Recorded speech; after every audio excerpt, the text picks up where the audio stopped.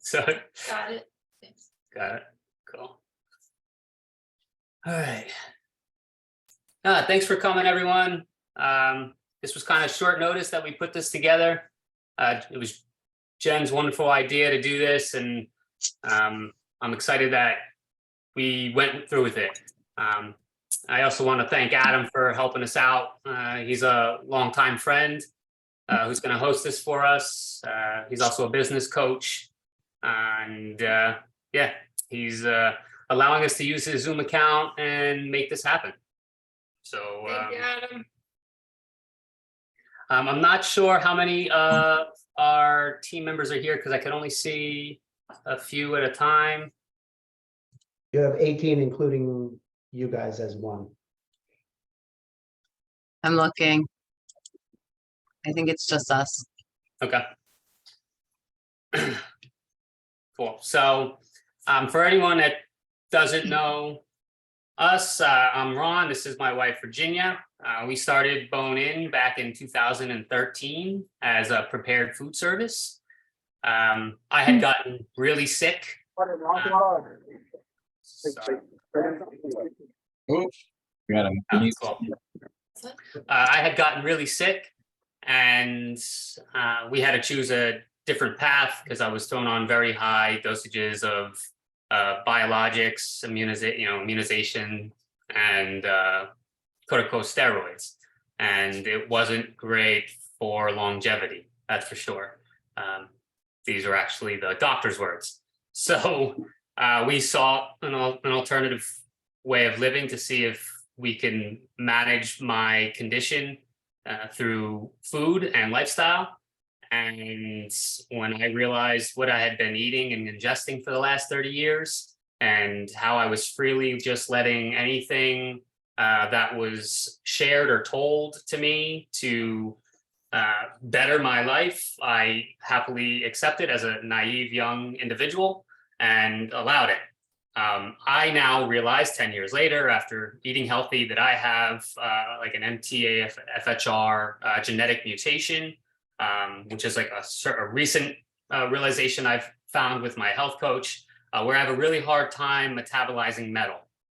So there's metal in everything: iron, aluminum, zinc. They're all metals. They're in food. I have a hard time absorbing them in my body, whether it's gut dysbiosis or some sort of imbalance in my intestines. I couldn't absorb it. And so my body was always in a chronic state of inflammation because of everything that I was ingesting, the environmental surroundings, where we are in a modern day world. And then it was triggered by a vaccine I had taken to travel abroad to help finish building a school we had raised a bunch of money for in Liberia, West Africa. Once I took the vaccine, my body basically just shut down and failed. So, long story short, through food and nutrition, I was able to, and a lot of detoxification protocols, I've been able to kind of clean out my system and revamp my autonomic and nervous system so that I can thrive and be healthy and feel like a 41-year-old at 41, not a 65-year-old at 41. I feel better now than I have, all the way through my 30s. Great energy. I still have side effects of my autoimmune condition, but I feel my body healing. And when we started the business, we were cooking a lot. We did prepared foods for people. Let's just move these foods. Let's just try to get them out. And then as I dove more into the nutritional side and then the local and healthier, sustainable side of it, I realized that I didn't know where I was sourcing everything from. And we were just cooking this and ingesting it without transparency. But when you're in that nervous state, I'm trying to be healthy and optimal, you want to know where your food's coming from. So we started talking to farmers and we started producing food with their offerings. And we went out to their practices and we've talked with them. And now 10 years later, it's kind of more evolved into a provisional service because a lot of people want to cook, and the prepared food side is a very, very onerous task. Obviously, a lot of things have happened across the way in those 10 years. With COVID, I mean, the demand for provisions went up substantially. So her and I were able to actually realized we had a sustainable business model. It was a very hard struggle for 7, 8 years because people are not adapted to eat this way anymore. We've all adapted to the more processed, highly processed and modernized food system. So yeah, with that being said, we've turned provisions and now we are where we are. And now we have a small little farm homestead and we have a great team of 9 people helping us thrive. Yeah, we're super excited, and we couldn't have been here. And I, have to thank my wife for supporting me immensely. She has to deal with me, and I'm not very easy. I did lose both my parents to health-related diseases before the age of 22. So it Well, had, I was just gonna chime in because when 10 years ago, when we shifted our whole life, it started because Ron was going to go to Africa. So then, he followed the protocol of the vaccines, and then he was in the ER in and out for about a month. So it ended up being a clinical diagnosis that they came to because they ran tests and they couldn't find what was wrong. It was pericardium was inflamed. So the only thing that would get it down was the corticosteroids, which he was on. And then the weaning off process took months and months and months, and he would flare back up. I just wanted to go back to that part because that is important. At that point, they diagnosed him with an autoimmune condition, and he was going to be on these corticosteroids for life. So that was the answer from traditional medicine. So that's what we left the hospital with. Doing our research, starting to reach out to community. We started off going to Whole Foods on an autoimmune AIP diet, autoimmune protocol diet. So that was the start. And then from there, it evolved to, New Jersey has farms. They grow this stuff in New Jersey. It was mind blowing, yes. Plenty of them. So that's our journey to the farms. And then we never went back to the store after discovering everything New Jersey has to offer. And that's when we started the business. But we did start as a bone broth company. We had a commercial kitchen in Jersey City. We had a chef as a partner, and that was our focus. It was bone broth and prepared foods. But then we had an opportunity to come out to the farm, to Lima Family Farms, and we took it. We came, and that wasn't a commercial kitchen. That's what would you call it? Like it's a little facility that we have our freezers. We've had farm to table dinners there, but it's not a commercial kitchen. When the pandemic came, we had to focus all on our energy on the delivery service of provisions, since that took off. So I'm just elaborating on the journey that Ron was explaining. And at that time, we only had a team of like 3.5 people. So now we've expanded to a team of 9, and I'm glad that I have Kevin and Jen on. We're glad we have Kevin and Jen on board. They run the Weston Price Monmouth County chapter. Weston Price, Dr. Weston Price is someone that we discovered along the way in the journey of healing and nutrition. And he was a dentist that traveled the world studying indigenous cultures and their facial features and how different they were from the Western civilized societies that had influenced by modern foods. So that he would compare side by side and travel to all these different countries. And he has, I'm sure many of you are familiar with his books, but yes, thank you. Thanks, Adam. Nice. So Jen and Kevin are doing amazing work spreading the word for this foundation. And this foundation is, what's great about them, even if, you don't 100% agree with all of their, their practices or what they teach, is they're not, they're dealing with local chapters. They're rebuilding community connection. They're really doing it in a way where, this organization's been around for a long time, and they're finally starting to get some traction, and are doing it in county chapters. And what's great is that, they're not asking for anything. They're just telling people to be healthy and telling people how to be healthy by bringing in ancestral wisdom and applying it to your lives. And yeah, this was kind of our Bible when we first started, like bone broth recipes from there. The raw milk that we got on Yeah. board with that. Yeah. So with that said, we want to introduce Kevin and Jen and let them speak a little bit about their story so that we can get into the nitty gritty and the fun stuff, this is fun, but. Good time management there. I didn't see all that.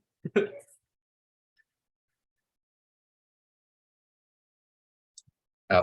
Okay, We're unmuted. everybody can hear us? Hi, Yeah. everyone. All Kevin, right. Kevin can start talking. So yeah, Kevin Spiker here. I'm around the time you guys were starting in 2013 up in Jersey City. I was up there as well and got certified as a healing food specialist and was getting more involved with Weston A. Price. And it's been a winding road since then, but for 15 years or so, I've been involved with farm to consumer networking and getting and physically delivering and teaching and just learning all of these principles, embodying them and living them ourselves every day. So having ended up along the shore here in around 2018, I started the Monmouth County chapter, which didn't exist at that point, and I saw the opportunity to kind of step in and keep going with the mission. The mission has taken on a lot of different forms, I think, for all of us over the years. It started with just running some milk and cheese and goodies around for people who in the city who didn't have cars, and I was fortunate to have a vehicle and keep providing this good food for people. And then I did an event space out in PA, kind of back in Amish country where I was raised, from 2015 to 2018. And there I was luckily enough to just go to the farms and just get what I needed. We didn't have to do the buying club, process and anything. You just roll right in. So during that time, I was lucky to then get involved with the Weston Price chapter out there. And it's always a great community. Wherever you end up, you can look on westonaprice.org for chapter leaders. Wherever you may be traveling or staying for a little while, you want to locate farm fresh food and some healthy stores and markets maybe that could help if you're traveling. And then we hold our monthly meetings to teach the principles. We kind of take on more current events and things as well, and have a lot of open forums. We have a great potluck where everybody's bringing food, and kind of created in the Weston Price ways. And then Ron will set up, they'll Bone In will have a stand there. We welcome local vendors and artisans to bring their wares. So it's a really amazing group. I hope you guys can check us out sometime. We do first Wednesdays in Belmar at the Arts Center, Belmar Arts Center. So, message us for more info. And I'm Jen. Hi, everybody. I'm the one that's texting you and emailing you. I've been with Bone In for about 1 year, and I have to say it's the best job that I've ever had. About 8 years ago, I got to a point where I was completely unhappy with my life. I had gotten to a point where I was 240 pounds. I am 5'2", and 240 pounds does not look good on me. I was in a terrible marriage. I was in a job that was sucking the life out of me. And I just got to the point where I needed a change, and it was not easy. And it took now 8 years. And I'm still going through, processes, but meeting Kevin 3 years ago and teaching me about the proper ways to eat, because I had gotten to a point where I was eating organic and I was going to Whole Foods and Trader Joe's and these places, and I didn't understand why I still wasn't feeling good, and I still wasn't, losing the weight that I needed to lose. And then meeting Kevin and meeting Ron and Virginia, I have lost over 100 pounds and I feel amazing. And we are all about reaching out to our community and being part of our community. We also volunteer at the local Belmar Garden. We volunteer at the Belmar Art Center. And it's about getting back to being human and being around other people and doing things for our communities. and just loving what we do. So I appreciate everybody for supporting us and being there and being on this call. And email me if you need anything and call me if you need anything. That used to be me. I still get it. I still now get it's it. me. I'm not completely off the radar here. Mhm. Yeah, so I don't know where, if, what everybody knows about us at this point, but, we're in 2 farmers markets every week. We deliver twice a week, every Monday and Friday. We're in Hoboken on Tuesdays from 2 to 7 and on Sundays in Asbury Park from 10 to 2. And And then we deliver Monday and Friday. every Monday and Friday. And we're working on new things to bring to the marketplace. We are considering trying to get back into the prepared food side of things. So things are incrementally getting back to where we initially had started the business, because that, we want to be able to offer the provisions, but the other great thing about offering prepared foods is we're helping the farmers move more of their offerings, and we're also doing added value products that the farmers themselves can also vend. So that, especially for small regenerative farmers, added value products is super important. And for us too, it's a no waste platform that we've always had. So, using the animal nose to tail as well, making bone broth and whatever veggies are in season, and there's so much of, we can preserve and then serve to our community. It's a big undertaking, but we think that we're at a point where the provisional side is at a good place that we can branch out and bring that service back in. We've done it before. We have everything to do it. We have to get ourselves ready to take that on again. And I think this country alone wastes about 100 billion pounds of food every year. And in 10 years, we've wasted 0, like absolutely Yeah, none. we're very proud of this. Yeah. This is huge because veggies go bad very fast, and we pickle whatever we have to, and we sauce whatever we have to in order to preserve all these amazing things that are growing right in front of us. And these are how primitive cultures did it for centuries, just preserving. They didn't have refrigeration and freezers and the things we have this modern day. Which we also utilize. We freeze all our broth, and we take advantage of the things that we have, that we can.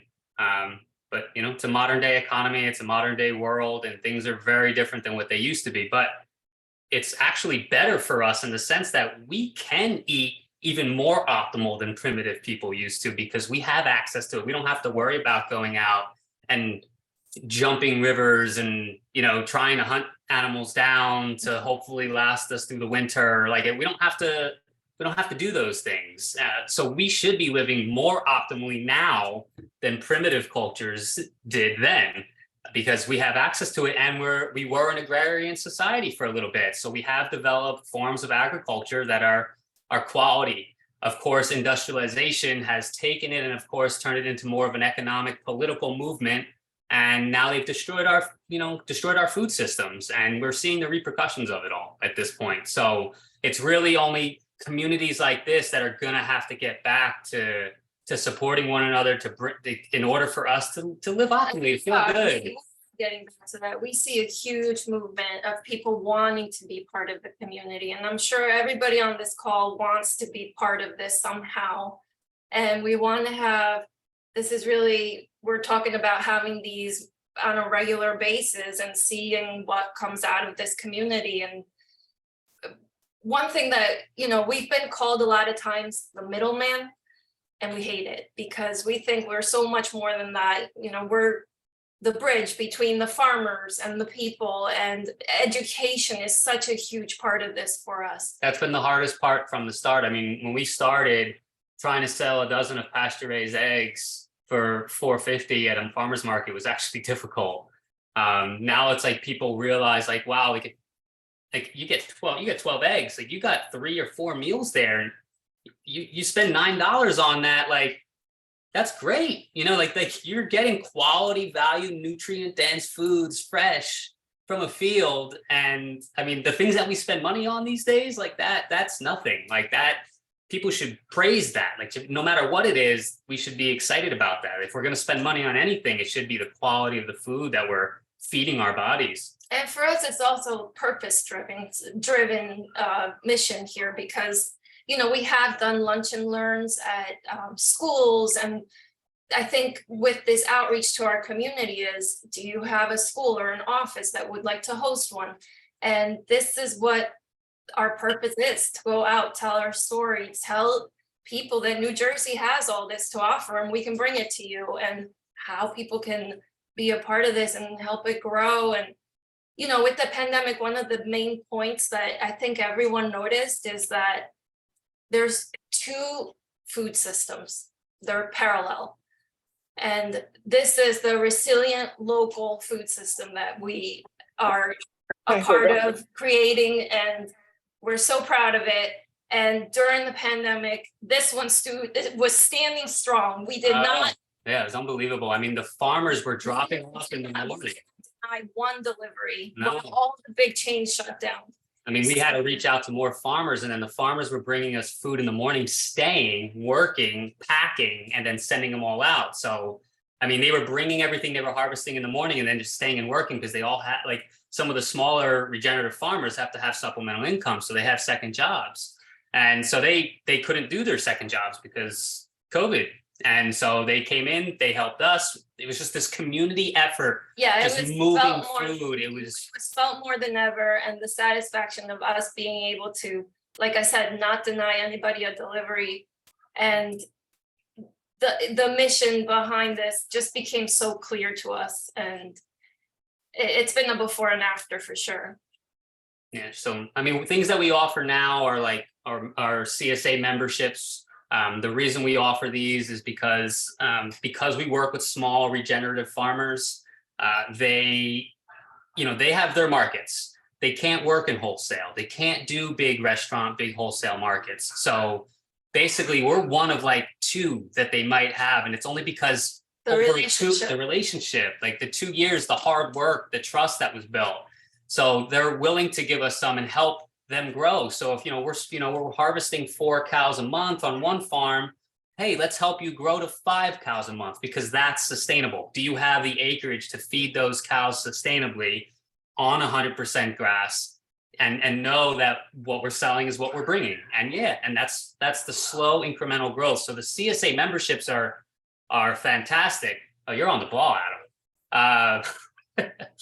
The CSA memberships are just community supported agriculture. So basically, upfront purchases are just securing the relationships, securing the bridge that we've built between you and the farm. So if the farmer knows we have this money, we can say, hey, let's raise another animal. Hey, let's grow an extra row of carrots this year. Like, we'll be able to move it. So basically, what you're doing is you're investing in your community. Like, with these types of things, you're investing. Now, granted, when you're buying an open market, like when you just come on and you shop and you buy, you're investing in the community too. And this is a commitment to shop with us all year round. And a lot of people are on this call, we recognize the names, are already market members. And this is just to reiterate how important it is, because you're committed to shop with us for whatever you put down. And then that commits us with the farmer and gives everybody peace of mind to say, okay, whatever I'm growing, it's already sold. So it's huge to become a member for everybody, us and the farmers and yourself. You're part of this community that, like I said, it's a resilient. We don't know if COVID's the only one that's going to happen. These things could happen again. But before COVID even hit, I was having conversations with some of the farmers about like food bugs, like soil bugs, like things like that can destroy crops, like and create famine. Like these things are possible. So being involved in a resilient food system, something that is transparent and clean and clear, and people are working together and they're doing trade work, it's so important. Yeah, it's so important, especially as things. The barter system of what do you do? What do I do? How can we help each other? And just to be clear, our mission has never been to be a national company. We believe in being community driven. And if we can prove concept with our community, we would love to educate, consult other communities to do the same, because like what we saw with Western Price, like small pockets of people doing this is what's going to make the change. Yeah. And then, many of you may have seen this chart already, but I want to share this conglomerate chart Speaking of national, yeah. because we're a very small percentage of the population. Like we're, 10% tops of the population, and the rest of it is funneling money into this. These companies own everything. And just to emphasize where farming has gone, every one of these businesses is supporting government controlled subsidy farming. So the government is purchasing crop from farmers throughout the country, throughout the world at this point, to develop things like corn and soy that are all turned into emulsifiers and flavors and toothpaste and Tylenol. You can see them all on this list. This is a monoculture type of farming. I'm sure a lot of people on this call are familiar with the great difference between regenerative farming and monoculture farming. One crop extracting from the soil and the land, not putting anything back into it. Yes, soil is very diversified. We also have the organic soil professor, organic agriculture on our call with us from Rutgers University, Dr. Joseph Heckman.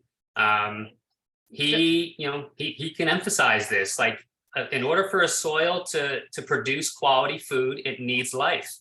And when you're spraying and you're using, GMO crop on a field over and over and over again, you're not crop diversifying, you're not rotating animals, because animals that are laying their dung and stomping on it, compacting organic matter, those things were natural. They were just happening.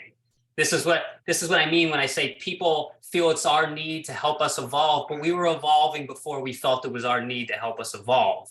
And instead we decided to turn it into economics and politics. And now 3/4 of the center of our country is corn and soy and being sprayed to death, to the point, and people are still being fed this because they're indoctrinated into a broken food system. And it's been going on for a long time, since the combustion engine.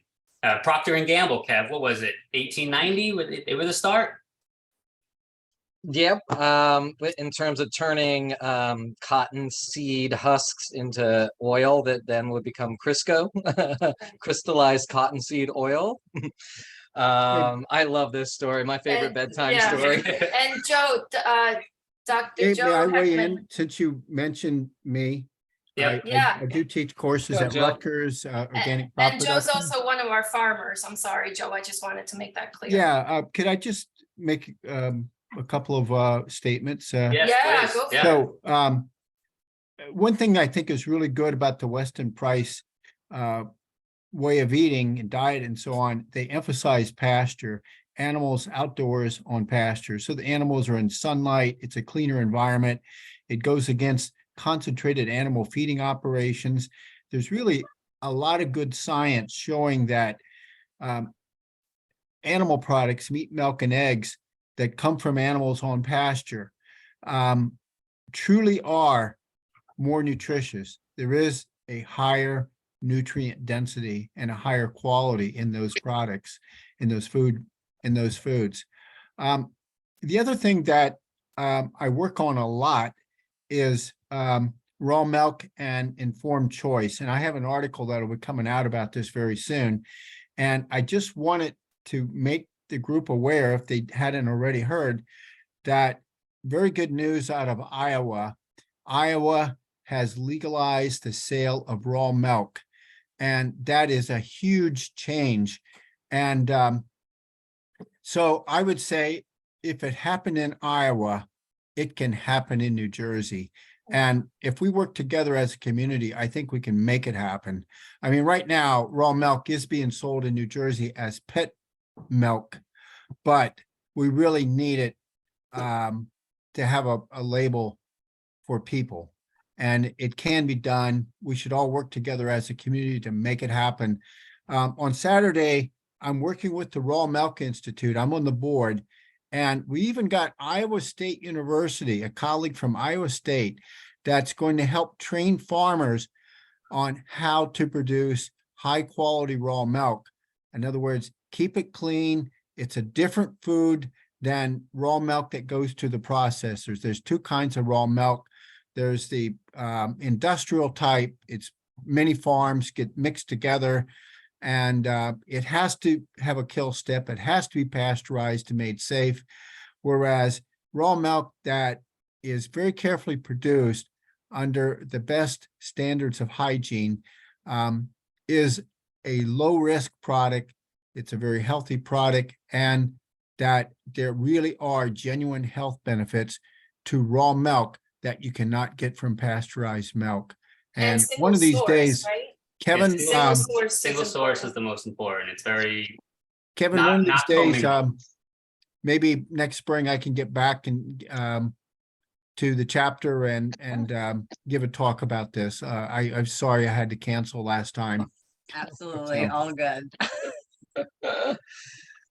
Thanks, It's something I Joe. work a Thank you, lot Joe. on. And If you have any, Joe, if you have any links that you want to share, you can email and we'll put it in our notes. well, how about if I send them to you and then Yeah. Yeah, we'll share and them. then You can send you can pass them along to your community. But I also want to say that I'm a big fan of Bone and Food. I mean, I've ordered from you several times and I've liked what I've gotten. I like the service.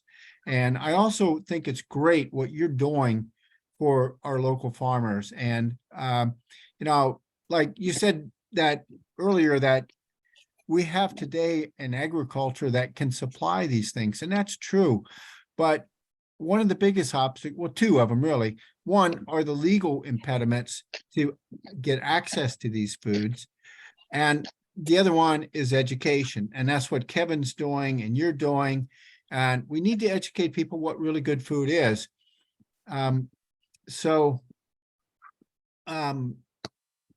Yeah, Thank you, Joe. and transparency, that's our main goal. Oh, there's one more thing. Yeah. Pete Kennedy is part of the Weston Price. He works for the Weston Price Foundation, and he sent me something about called the Prime Act. And it is about a bill that is in Congress right now. And what it would do is enable more processing of animals without having to ship them a long distance to another state to get slaughtered and so on. And so this is something that the Weston Price Foundation wants us to support. I think it's a good idea. I think it's something we need. It would benefit New Jersey farmers in many ways. And so, what you can do, if you agree, just call your congressperson and ask them to co-sponsor or support this bill. And I'll send that information already. Virginia has that information, but I'm gonna put it right in the Zoom chat. Zoom chat right now. and And we if you see, could we see some just of your questions in the Zoom chat, by the way, guys. Yeah, We'll get, In a few minutes. well, not a few. so Yeah. I'll Half an pass hour. those things along, and then you can send it to this group, and the more people we get behind it, the better. Absolutely. Yep. All right, thanks for giving me a chance to. Yeah, Joe, Thanks of for course. coming. I'm glad you came. Thank you. I'm glad you came. People were asking us to bring on farmers, and I was like, we kind of did this short notice, and it's prime season right now. Yeah, I'm one of your small Thank you, farmers, Joe. and I like what you do also, helping farmers with the marketing. So, and It's I the whole promote your, idea, small farmers, speaking of that, small farmers have a really hard time making ends meet, as mentioned, selling wholesale.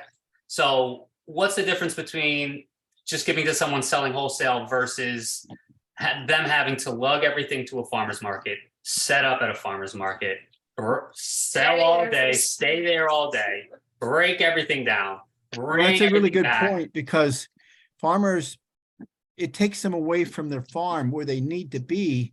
Yeah. To grow their food. Yeah. They can't be two places at once. No, so they have to farm.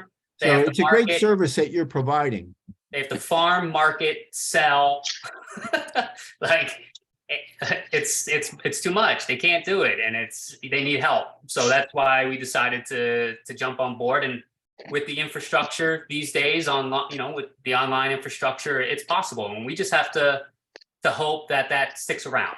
Well, I think that's a good segue to where we are right now, and we want to fill everybody in that jumped on the call on the challenges that we're having, and a little bit of a call to action to our community to say, okay, who has knowledge in this, who can step it up here, and who wants to be more involved with our operations and the challenges that we're having.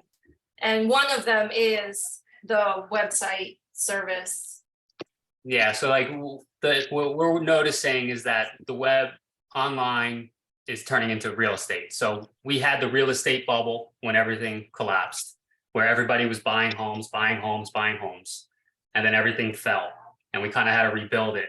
And just from observing what's happening online with the cost that we're being forced Since into we paying, like we since can't. we've started with, we use Shopify. Since we've started with Shopify, we've seen so many changes, and this is the worst that it's ever been. In the sense that we're at the beck and call of Yeah, we're like, they control us. And, whatever. I mean, and then they offer what are called merchant cash advances. So I'm gonna break it down so we all have an idea. They offer merchant cash advances now, which basically means that they offer you a lump sum of money based on the sales that you're generating through your site, and then you pay back that loan with like crazy amounts of interest. But I'm telling you, I just know that, we're a rare model. So unless, we're doing things very differently in the terms that we're not just like 5 or 10 items and we're shipping all over the world. Like, we're trying to really build a community network. So those things are really enticing to a small family business like ours. It's enticing to small farmers. I have 2 farmers that operate through PayPal and Square, and they take their merchant cash advances. And basically what they're doing is they're pulling money back from the transactions as they happen with no control. You can't say, no, you can't do it. If you're making a sale through the site, they're taking the money back. So basically they're just locking people into this type of debt that, and then on top of it, the platforms are saying, well, you just upgraded to 2.0. Now you have to upgrade to 3.0. So you need to pay our development team another. It's like they see how well you're doing. Like, they can track all of your stats, all of your data. They see how well you're doing. So they're going to give you what they can give you based off what you're worth. So it's turning into this online real estate bubble that is terrifying. It's And like, we there's don't so know many where. entrepreneurs using it, and there's more and more coming on. So yeah, we do feel like we're gonna have to migrate our service to something more with more longevity and more community tight, not so much at the beck and call of these corporations that we. Yeah, I mean, these are young businesses. Everything that we're doing is new. Like, this is all new. Like the fact, that there's no milkman anymore because it's not economical to be a milkman. So, that's where time, when we were all younger, that's where that changed. That's where that shift happened. That's why everyone who used to have those cool little boxes out in front of their door for the milkman to put the milk in, they don't exist much anymore. Because, I mean, we had 125 farmers in the state of New Jersey, I think up until 25 years ago. And now we're down to 40 because they can't make ends meet. They're all leaving. They're all getting out of it because of the milk industry, and just in general is just really an odd circle. Like you're basically the farmers are getting paid, by the state for their milk to be brought to a facility where then the state can sell it at whatever price point they want to sell it. But they're bringing it to a facility, commingling it with everybody else's every other farmer's milk. It doesn't matter how the farmer was raising it. They don't care. You can be 100% grass fed. You'd be grain feeding it from start to finish. They're commingling it and then they're selling it in stores, but the farmer is getting paid what they think the milk is worth. So direct to sale retail for a dairy farmer is huge because they can set the bar and they can set the price, which is like, so if raw milk was actually legalized in this state, you might actually see more dairy farmers. You might see them start coming back to fruition because they have control of their product, not the state. It makes absolutely no sense that that's even happening. I mean, people called milk police with badges come to farms to test their milk and to make sure that none of them are doing direct retail sales without their permission. And it's like, this is like coming from a regulation that was put forth when refrigeration, what was refrigeration like 50 years ago? You know what I mean? Like the shift in cold temperature and food management has been substantial, but yet our regulations are the same. It's a cluster of just madness. Yeah, single source is the key word here for milk.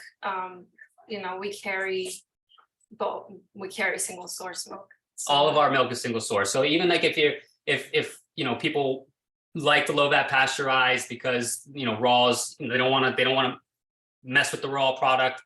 Totally great. This single source, he's bottling it on site from a cow on his farm. It's never touching another truck, facility, and then being brought back to him. Like he is in full control. Farmer Dan, young guy, full control of his milk from cow to consumer.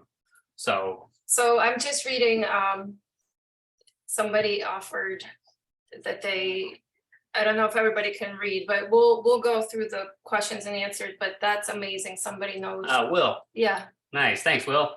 Yeah, we need to figure out how to shift, and then like we also don't know what's happening with the economy. The economy's kind of up and down, and you know, food prices are going through the roof. You know, is bone proof, recession proof? Like as much as we love growing our community, like there's a lot of poor communities that can't afford our services.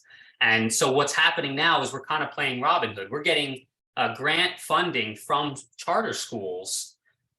They're just paying us to come out and pass food out to people. So we're getting paid for it, which is great because then the farmers are getting paid for it and they're paying us what our costs are for us to sustain themselves. And then we're just coming out and handing out food to people that have never seen a brown egg. They've never seen a purple carrot. They've never seen the thing like buffalo yogurt. What we're giving them is it's alien to them. So yeah, and this came from somebody in our community, our bone-in community. She introduced us to this charter school, and we have been going about every 3 months, and we set up like a farmer's markets, and the families come to us. It's a mostly Hispanic, so we both speak Spanish, which is great, but we can interact with the Community. parents and explain that we're coming from the farm and bringing all this, and the education there is gonna take a long time, but they're so grateful, and we hope that the grant keeps coming because it's good for everybody. So that's something that came out from one of you guys. I don't know if she's on the call. Linda. yeah, Linda's, yeah. Thank you, Linda, Yeah, for thank you, that Linda. contact. Yeah. So this is, I think more things will start coming out like this. Like I said, I'm just gonna name a few key points that we want to get through. So like I said, lunch and learns, we would love to set up with offices, schools, the education side of it, start pushing a 50% pledge. So for everybody to say, I pledge to That's Adam's cue. have, You want Kevin to say it? yes, Kev, you're the pledge guy, please There it is. Spend take the pledge. Take the spend play. it. Spend at least 50% of your food dollars on direct purchases from local farmers and artisans, which you can do through Bone-In, which is Bone-In is like a prism to all of these great farms in our region, you know, so you're really lucky. I mean, you can go farm by farm, and for a long time, I think that's what people really had to do who were into this stuff. But now Bone-In's really bringing together all the great farmers, kind of doing the head hunting and poking around and seeing that everybody's really true to their word about how they're creating their food. And so we'd love to see people spending at least half of their food budget from locally produced food, not just at the local Whole Foods, but locally produced foods. And and then the other 50%, enjoy how small the world has become. You can get your papayas and you can get your mangoes and things that are non-native to North America, and that's wonderful. But just remember, there's hardworking families out here that need the currency, need the support to keep going. It is not an easy road ahead for farmers. The regulation is just heightening, and the germ fear is just being wielded on these people all the time. I mean, I've been drinking raw milk for 15 years, zero problems. Zero of the people I've ever worked with had problems. It is far safer to me than ever meddling with nature's perfect design there. So, Yeah, so Jen and I think we're at 80+% at any given time. You know, we do have to hit the Wegmans to get some dry good type stuff, but we're even looking to be able to help people source, you know, all of that stuff even locally, and just buy your sea salt through these farms if you have to. It really, every dollar helps to bolster their business. And there's Yeah. great local breweries, there's ciders, like even your alcohol you can get. Yeah. You see a lot of them Just popping up. different Yeah. It like keeps they're- money in our community instead of dumping it down the black hole of Amazon's Whole Foods, you know. So Whole Foods brought to you by Amazon. I mean, no one can feel comfortable channeling with thinking about all the people who are channeling money in the same direction. Like it's just it's not comfortable. It's very uncomfortable, as a matter of fact. You know, we're at 95%. You know, especially me because of the way that I have to eat. If it has more than 2 ingredients in it, I'm usually not eating it. So, I mean, I try to stick to as transparent and clean and local as possible.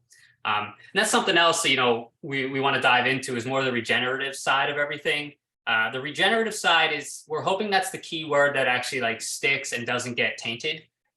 Because a lot of those words have been tainted since we started. Sustainable, you know, people can take everything. I mean, you can go to a gas station and they have a farm market at the gas station, you know, so the word farm has even been tainted. The word farm, the word natural, the word organic, they all have lost. Unfortunately, we need words to describe this, but the best thing is come out to the farm and see how things happen, because these are all labels. So these labels take on forms that then marketing uses for their advantage, and they lose, you know, the transparency of what's going on. Yeah, many of the small farms we work with practice better organic practice than organic farmers do. USDA organic at this point is mainly being funded by large USDA organic farms. So who's going to set the regulations? I mean, And like organic chicken. So it's like, what's organic chicken? So it's like, yeah, they're being fed something organic, but how do they live? Where do they live? Do they step on the ground? Do they see the sun? All these labels are so confusing. And yeah, I think we all know this on this call. So I want to keep going through my notes. It's we have referral systems that we want to get out there as well to everybody that wants to be more of an advocate for this type of eating in their community. If you want to refer someone else, you know, Jen's been doing a great job through email, just educating our customers as to how they can get the word out about what we're doing. So she's a good point person to keep following up with referrals. And then I have here, bring back wholesome family dinners. So that I think is a good segue to where we are right now. So one also from our community of Bone and Food, we partnered with one of our buyers, David. It's on this call, I believe, still. And we have acquired a farm, which we now live on. Is David here? He's in. Oh, there you are. So now we're on 10 acres and we have many, many possibilities in front of us with what we can do with this land. And we are so excited. We are at ground zero right now. Yeah. And that's why we want to keep these calls going, to keep you guys in the loop with what we can create on this land and everything that. Yeah, the one positive thing is that, you know, I'm also I studied soil science at Rutgers University and environmental design. So this is like a playground right now, which is fantastic. It's a great feeling. But we also are able to do things from, you know, grassroots. We can start, you know, implementing the things that we've learned doing this over the last 10 years into the practices that we create here. And for a couple of reasons. One, because a generous buyer decided to help expand this mission because he firmly believes in what we're doing. And, you know, he questions where things have been heading for quite a long time. So he believes in us and what we stand for, and he wants to support it. And then two, because we already have supplemental income coming in from Bone In. So many farmers would love supplemental income. If they were able to take what they had and be creative with it and sell it for what it's worth versus having to like figure out how to make it economical for the people, you know, so that they can actually sell it. Because what happens is, and especially in food, is everyone starts to cut corners. You know, this is why we can't do many restaurants or wholesales currently, because they have to charge a very high premium, and they have the overhead of you know, the infrastructure, labor. And all the legalities. The that legalities. Dr. Joe Heckman was talking about. But that's why I said bringing back the wholesome family dinners, because we have a vision with the property. It has 3 big fields. There's 1 field in the back that we want to designate for events and community gatherings. So that's our first project that we're going to attack here. And we will keep everybody in the loop as to how that evolves. That's one of the projects that we want to start presenting.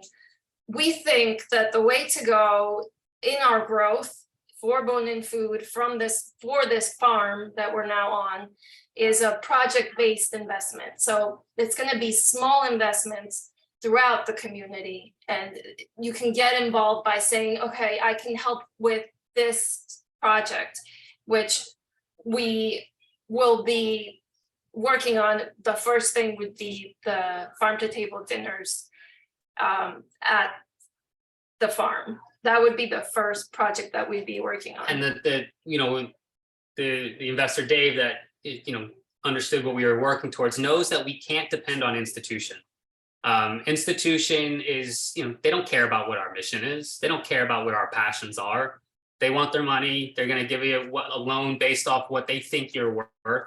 And it doesn't work like that. I mean, so we're kind of at the beck and call of these merchant cash advances. And, you know, like I said, towards the end of them, they become very burdensome.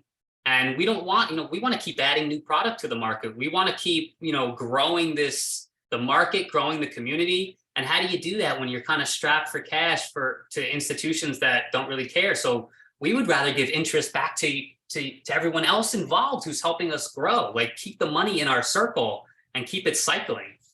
Yeah, so some projects to name is, like we said, upgrading our website to not be so dependent on the system. We will follow up with Will and see what comes out of that. Thank you, Will, for that.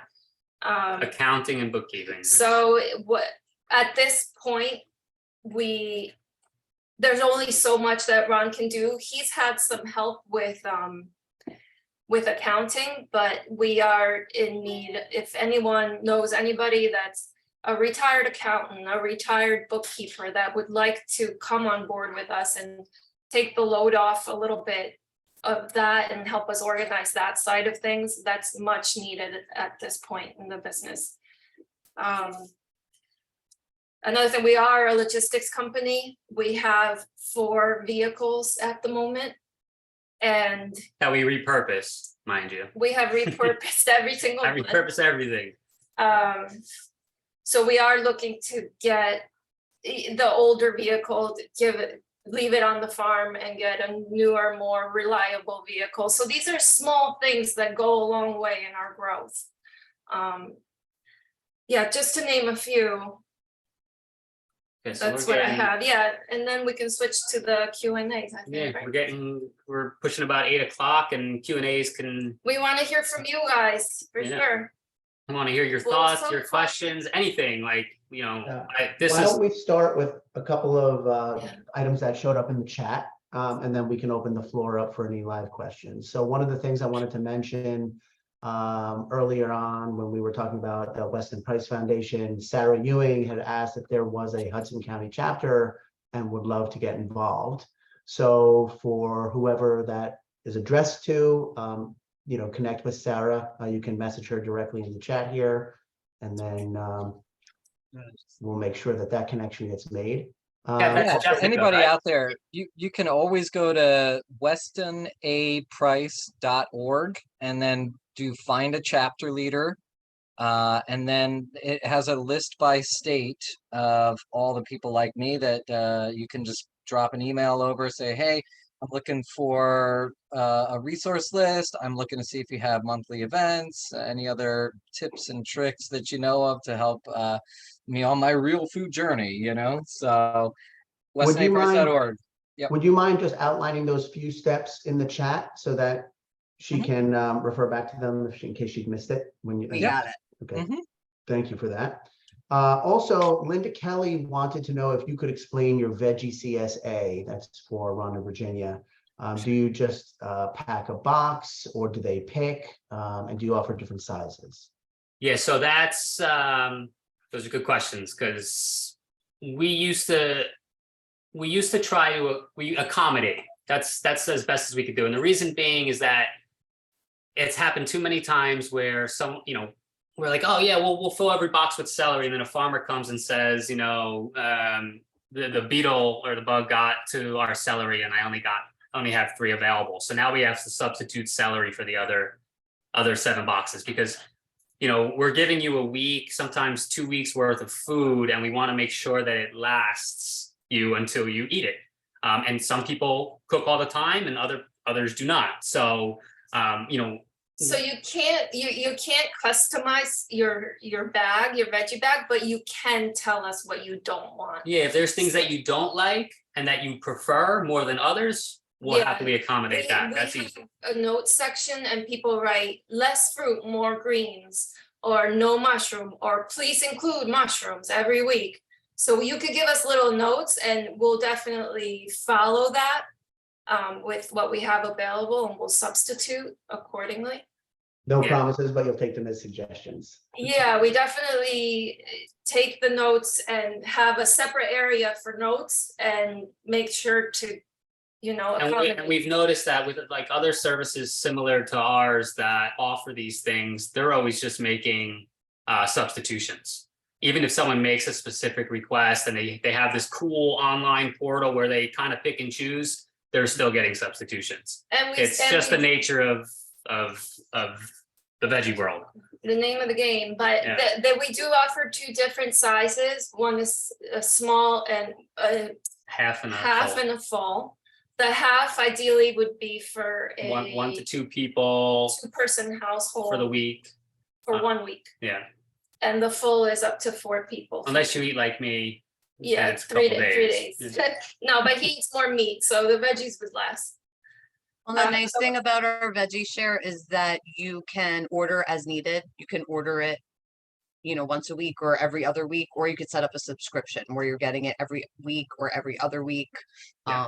So Yeah, you we don't never always lock get never that. lock anybody into anything. Yeah, you could give it a try. You could buy it as a one-off sale, and then if you like it and you're gonna be around for 3-4 months and not going on vacation or anything. But if you do the subscription, you can manage your own subscription. can You can pause skip it. it if you're gonna go away, which is nice. That's the nice stuff about Shopify. It allows us to do all of It is the nice stuff about Shopify, and we just had to make a transition from one subscription service to another, and that transition was onerous A challenge. and expensive, to say the least. So, but we're realizing now it might have been worth the money spent, because they are working with us to make our specific system more efficient. Yeah.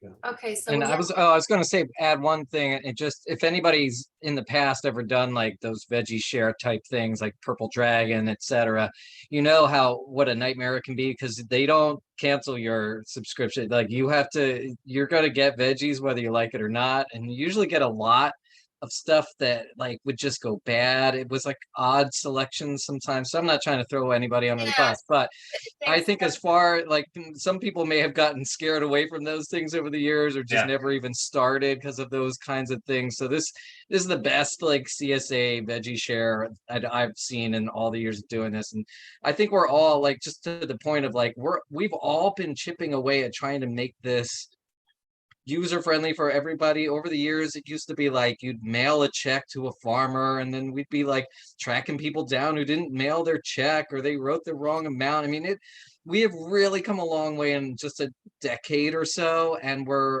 like making amazing strides now that the fire got under our butts for the last 2 years to like, you Yeah. know, step No, it and up. So I yeah. was gonna add the veggie shares, you know, we come up with them, what goes into them, and we cook a lot all week. So what we try and put in the share is, okay, you can make salad, like we'll put salad greens, we'll put saute greens, we'll put alliums. So we'll put each category so that it fills up your week, so that you have, you know, fruit when available. Right now, blueberries are in the shares every week until blueberries don't come anymore. Tomatoes. So, you know, we'll go along with the season, but also keep in mind what people are cooking. Yeah, you always get a diversity, which is like the hardship for farmers who offer CSA, because they're only giving you what they're growing. So I've always heard a lot of complaints that come late October, all they're, you know, or November, all they're getting is onions in their CSA, whereas like we have the ability to always make your CSA share. Yeah, there's farmers doing winter growing, winter Yeah. crops. So, Yeah, it's happening a lot now. so we're able to go through the You know, winter. salad greens all year round. Okay, I don't see any more questions. Do you, Adam? I see William offered. Thank you again. We'll definitely follow up about Shopify. Yeah, I know that, you know, you've made an appeal to this community in a number of different domains, and some of which are referrals, you know, making a pledge to, you know, adjust behaviors and things. I know also we've talked offline about having financial support to be able to upgrade infrastructure and things like that. So I didn't know if you wanted to bring that up at that time, but I know that you're also interested in working with people who may have financial resources available to them, who will be looking to make an investment and of course earn a return, but make the kind of investment that they feel is aligned with their values and with the movement. And so I think people should know that there is an opportunity for that as well, because you are growing and you know, you, like any business, have needs, you know, to keep up infrastructure and make investments to be able to continue to grow. Yeah, thanks, Adam. That's the point I was trying to make, that it's not huge investments. We can attack them as different projects and people can jump on and, you know, help us finance these things. And of course, we will work one-on-one and set up some type of return that makes sense, more so than what is being offered in these platforms, that the interest rates are really astronomical for us. I'd be curious if, as consumers, if on their end, if they saw that, hey, what's happening this week in our project, you know, files here, it's like, well, we're going to be upgrading this, we're going to be doing this, and you can maybe click a button. I'll throw in $5 towards that. Yeah, great. You know, like, I don't know, like, I know Joel Salatin from Polyface Farms, like when he pays his workers that are like a lot of times woofers, these people who kind of are on the move, working from farm to farm, he puts out a task list, and then there's a monetary value for each task accomplished. So he doesn't have to pay people hourly and feel like, I don't know, these people are like, what are they doing with the time I'm paying them for? It's like, no, when you've completed the task, you get the money for it and you initial next to it. So, you know, this task-oriented approach might be interesting. And I don't know if, as a consumer, if you'd like to see what investments are currently in the pipeline and what we're looking at upgrading and things. I'm just kind of thinking out loud here, but you know. Yeah, definitely. Joel You know, Salatin. when they're checking out, you know, oh, actually, you know, let me throw in a tip for the driver, of course, and and maybe $5 towards that new drainage system or whatever, you know. So, Yeah, we've definitely all followed Joel Salatin's ways and a lot of other things. So I think he's ahead of the curve on that too, for sure. Mhm. Do you guys have any questions? Anybody want to raise their hand? About anything, farming, food, Sharing your story. Yeah. Found us, how How you you found got us, here. why you love us. I love how you found us. I love hearing that. Yeah. If you'd like to be more involved in any way, please let us know. Who else is left? Hi, I'm Jimmy Macalino. Nice to meet you. Hey, Jimmy. Hi, we've seen your name a lot, James. Yeah.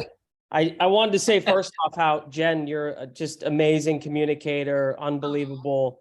Thank you so much for everything that you do. You've pretty much changed the way that my wife and I eat and the way that we look at food. And I just wanted to let you know that really Oh, thank you. amazing.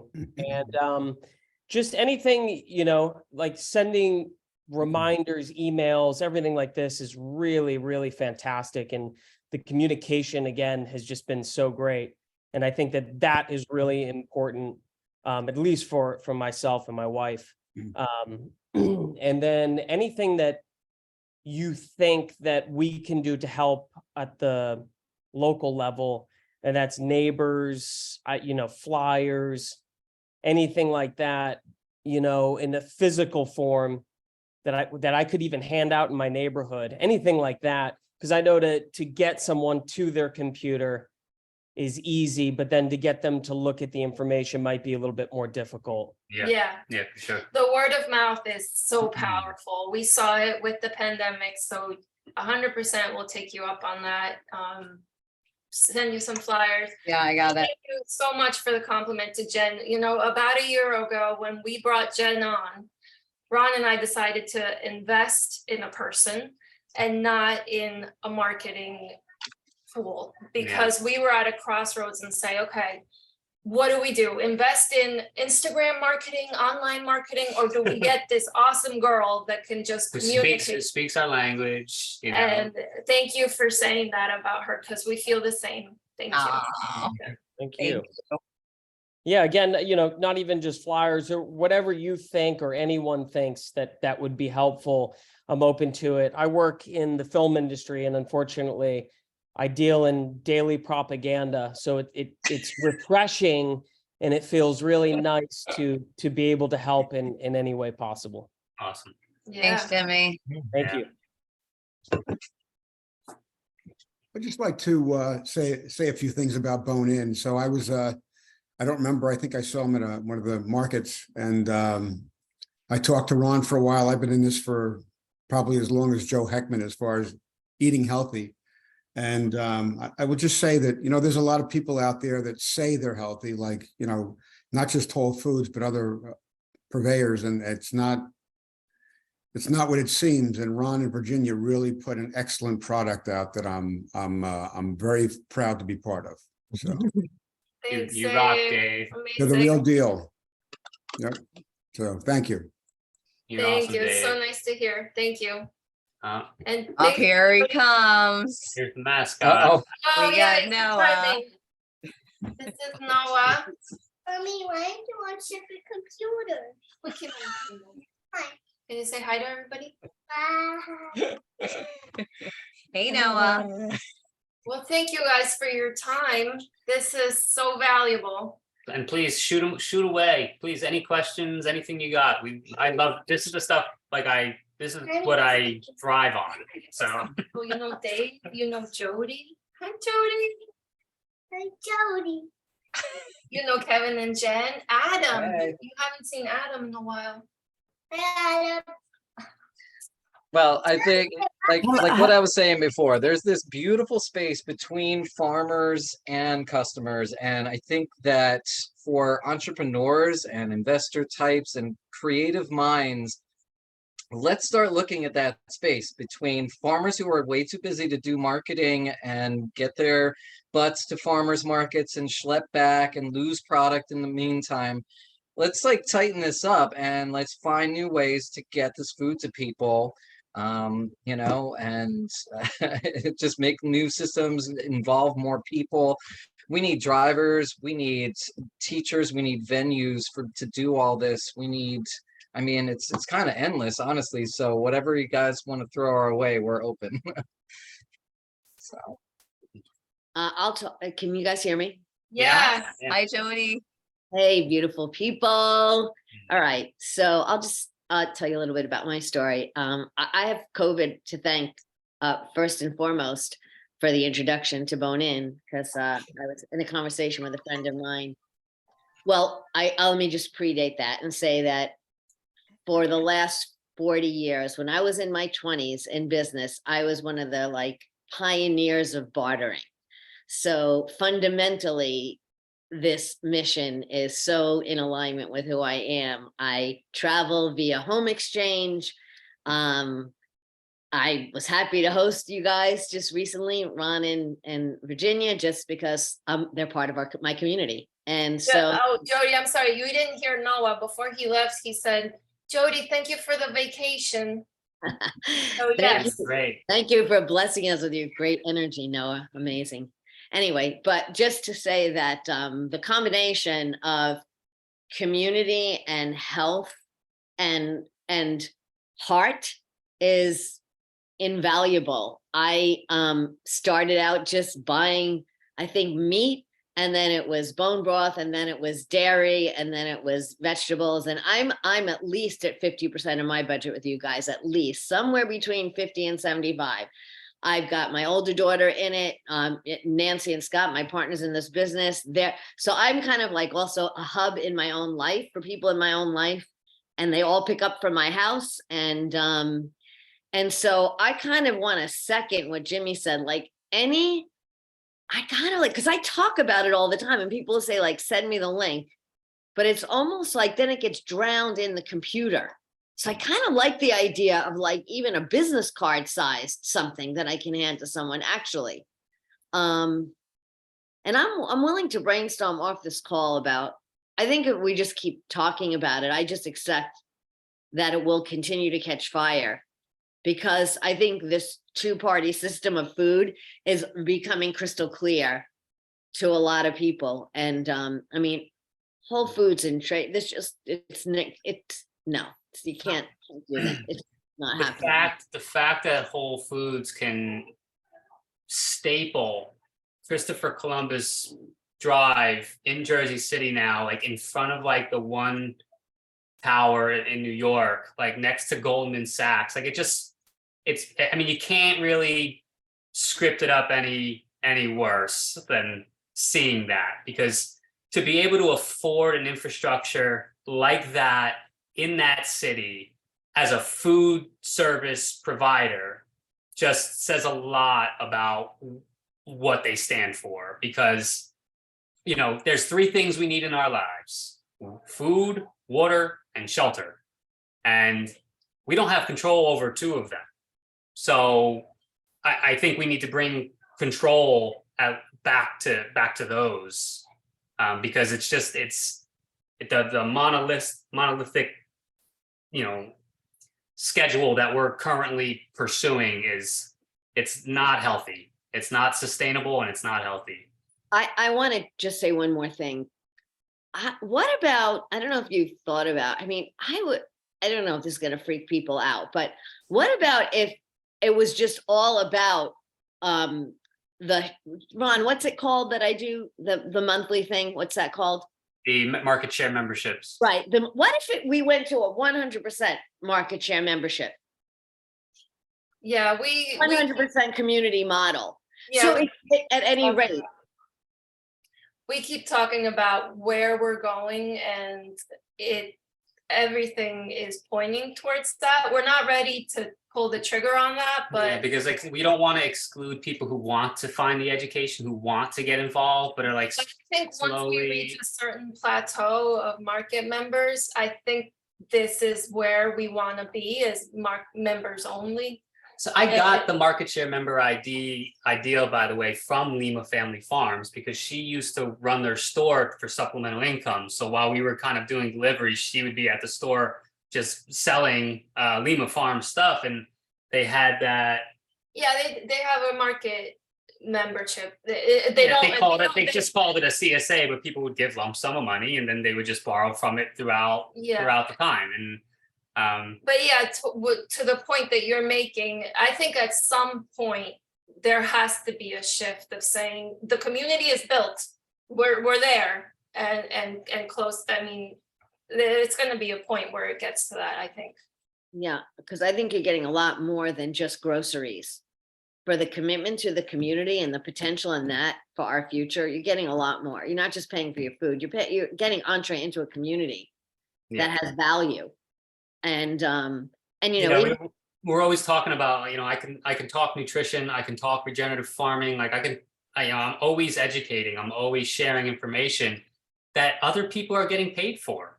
but I just want to share it because I just want to help. Like I want things to shift. I want things to change.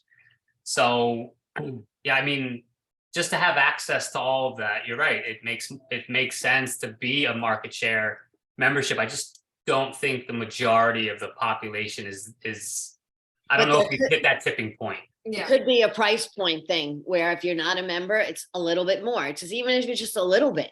well, what we're talking about is market members, and this is gonna start this year. We'll have access to certain things that if you're not a member, you won't. We're talking about turkeys for Thanksgiving. It's I think we're gonna do market members only. We'll put it out in a newsletter and let people know, but we've done turkeys for Thanksgiving every year. And it's very challenging because we only work with these small farms. So that is something that members only will get. And that type of thing is gonna start coming. Yeah, I definitely. mean, one of the farm that we work on, Lima Farms, they just got awarded a grant to build a USDA inspected slaughterhouse. So this John Lima, when we started with him, Which is huge, by the way, Huge, because 'cause it was- apps don't have to go off the farm. they don't have to It's- move. it's So they're right getting there. born on the farm and they're getting field harvested on the farm. So they're never leaving. The most stressful time for an animal is when it's thrown on a trailer and sent to, 2 hours away to be slaughtered. And then 2 hours away again south to be butchered and packaged and then brought back to the store to be sold. So it's like, why does that even need to happen? It's because, the USDA wants to put their stamp of approval on everything as opposed to people's integrity. Like nobody wants to sell a bad product. If you're selling a bad product, you're not in business. So why do we need a USDA stamp? Well, that being said, this slaughterhouse and butcher is being built on Lima Farms, which is where we function out of. So we should be able to start offering fresh We at should some be able to point. have direct access to the Yeah. butcher there. Now, granted, I also don't want to throw frozen, flash frozen meat under the bus, vacuum sealed. That quote unquote USDA, any meat that's frozen once is still technically fresh. And so when the cuts are butchered, they're vacuum sealed immediately. So they never hit oxygen. Like they're cut, packaged, vacuum sealed, frozen. So when you're pulling that meat out of a package, like it's actually as close to fresh as you're going to get it. So, as much as we wanted to offer fresh, we decided to pull away from that when we were doing it because a lot of the times fresh cuts are sitting in a case for 2 or 3 days. So they've been in oxygen for 2 or 3 days, so it's actually sometimes the flash frozen cut can actually be better. The issue that we then run into now is the ample amounts of plastic that's needed, whereas a fresh cut can be wrapped in like a butcher paper. So there's obviously I'm just pinpointing some of the things that we're going to have to consider and work with as these transitions begin to happen. But that's why it has to be something that we offer to a small amount of people. Yeah, and that's just our tight knit community of market share. I think we're coming to the end of the call. I wanted to remind everybody, because Jen told me to do it, to get your orders in before midnight for Friday deliveries, please. And then, if we don't have any other questions and no one wants to hear me rant for another half an hour. Hello. Yeah. I just wanted to mention something. I don't know, can you hear me? Yeah. Hi. I was, Laura. what Joseph Heckman, the farmer, was saying before about the raw milk. I don't think a lot of people in New Jersey realize that raw milk is illegal in New Jersey. I met with Senator Kristen Corrado and Assemblyman DePhillips back in May, and I told them that it was illegal in New Jersey, and they had no idea. Yeah. Wow. I told him it's easier to get legal marijuana than it is to get legal raw milk, and they were shocked. They put it on their list. They wrote down like they were going to get into it and look into it, but I don't think a lot of people realize that raw milk is illegal in New Jersey. And I wish there was more information that I could send to our senators and assemblymen so we could let them know. They don't even know that raw milk exists, Well, let that's- alone its legality. Yes, Yeah. Laura, Joe is muted, but Laura, we could give you Joe's email because he has so many resources that. Yeah, he he's could written share. he's written books on this stuff. So No, that would be great because she seemed she's very like-minded, her Kristen Corrado. And I've spoken to her a few times and she was very shocked that raw milk she thought it was available at Whole Foods. Wow. Yeah, Yeah. so. well, I mean, if you go state by state, it's every state has its own law, and you know, they all point it towards the Board of Health. The Board of Health is the last one to confirm whether or not you can sell raw milk, and I don't know. I don't know if it's because we have too many farmers or too dense of a population. I Might don't actually heal everybody's gut and make them think clearer. Oh, know. Yeah, dropping the true. Thank you. All right, course. thank you guys. Take care. All right, so we will send out a link. Thank you, everybody, for attending. Thank you, Ron and Virginia, for hosting, and we'll see you next month. Thanks, Awesome. Adam. Thank you, Adam. Yeah. Bye, everybody. Good night, everyone. Thanks.